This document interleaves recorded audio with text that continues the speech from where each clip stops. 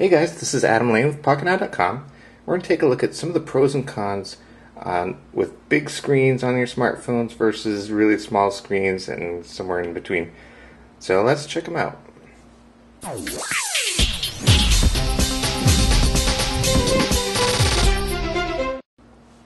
First off, let's look at some of the history. Back in 2003, we had some pretty big smartphones. I mean, this is huge. This is thick. This is big. And people hated that. So eventually we started going towards really small screens and thinner devices, and so that's where we started, big. And here we have a really small device. This is the Touch Diamond. And you can see how small it is in my hand and compared to other devices. The advantage of this is it's so small it really fits nicely in your pocket. So this, you can barely feel that it's there. And having a small screen means I can touch every part of the screen really easily with my thumb. So there's not a whole lot of movement. I only have to move it like a little bit to reach these different parts. So that's one advantage for one-handed use.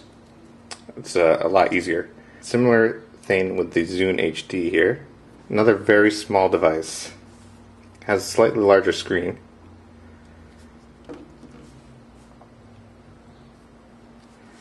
And it's very thin, very pocketable.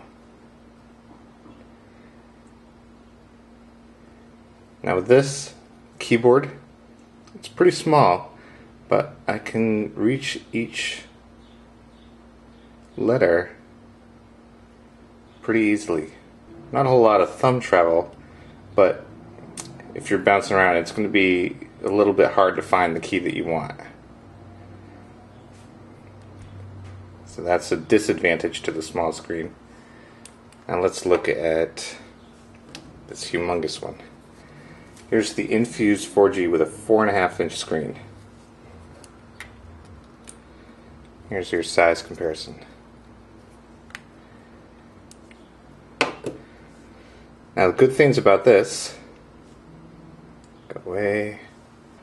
Okay, as I was saying, the great thing about this large screen device is we can play movies on this and share it with people, and people can really see what's going on.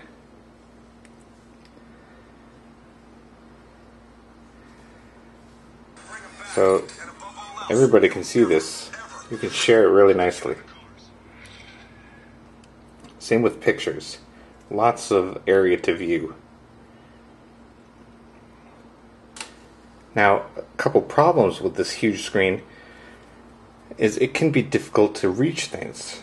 Now you'd think a larger screen makes the buttons bigger, and that's true. So these buttons are really easy to press. But there's so much distance between these buttons. So if I want to reach buttons down here, I gotta scoot down. And I can reach those, press those. But if I want to reach something in the notification tray, I gotta kind of scoot up like this. See, if I'm down here, I can't really reach up there. So you gotta scoot. Now I can reach those.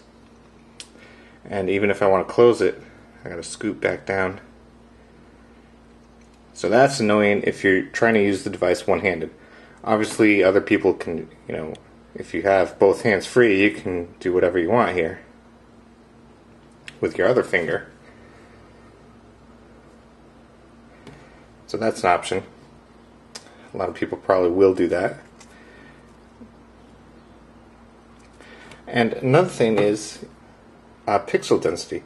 This one's coming down to 207, while this one's at 217. It's a slight difference, but you can, with this size screen, if you look close, you can see some graininess in the pixels.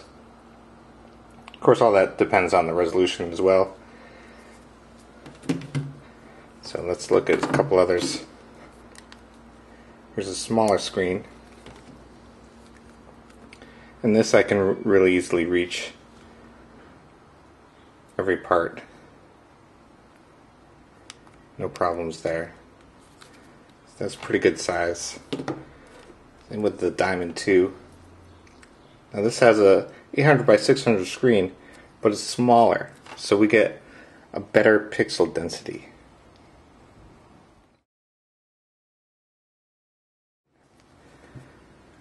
Less noticeable pixels there. And I can still reach everything pretty easily without having to scoot. This one's pretty good too. This is the Galaxy S4G. I can reach that. It takes a little bit of stretch. This is kind of stretching the hand.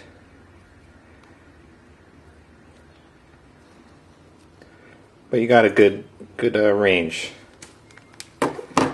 So there's some differences. Small screens versus large screens. If you're normally a two-handed user, probably the large screen is going to be totally fine. But if you're more of a one-handed user, or if you wear tight pants sometimes, a smaller device is going to be better. This one is really going to be noticeable in your pants. In your pocket. You might need special pants for this one. So those are our pros and cons of large screen devices versus small screen devices. Hope you enjoyed this video. Let us know which one you prefer, which range of size, and that's it for now.